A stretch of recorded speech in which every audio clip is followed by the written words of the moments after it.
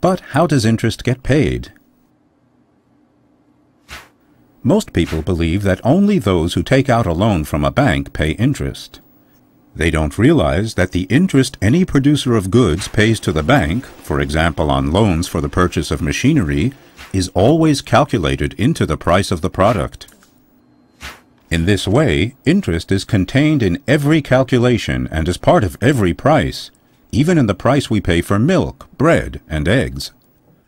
On average, the price of drinking and wastewater includes 15% interest. Rents, in most cases, include more than 50% cost of capital.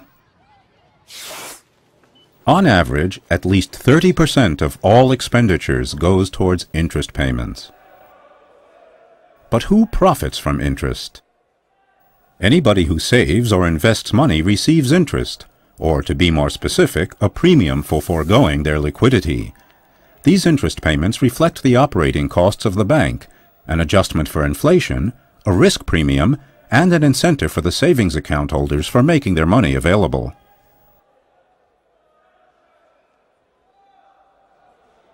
Every investor is happy about earning interest. If the interest earned is higher than his expenses for interest, he has made money. But what about expenses through the hidden interest costs? Let's look at the German population grouped into 10 equal parts. 80% pay more interest than what they earn through investments, savings, or insurances. For another 10%, interest payments and earnings even out.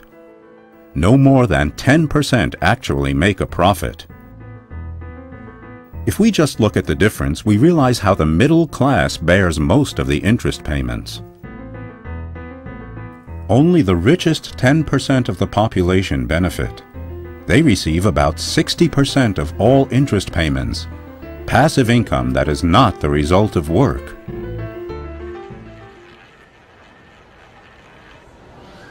The monetary system leads to systematic redistribution, from the majority of the population to the wealthy minority.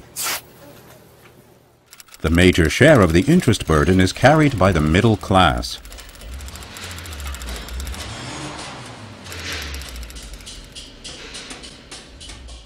And banks profit from everybody's debt. Their goal is to use money to make more money. In 2011, the total value of all goods and services worldwide was $70 trillion.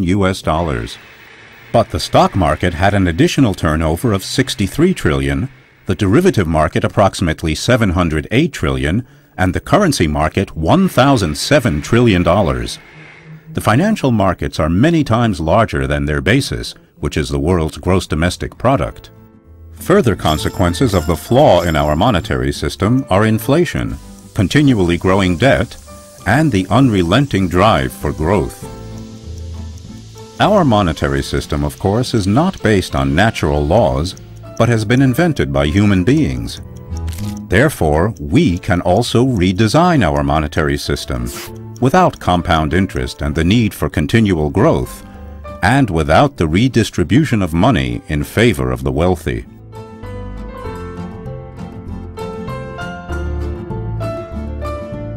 The important question remains, can this be achieved? And if so, how?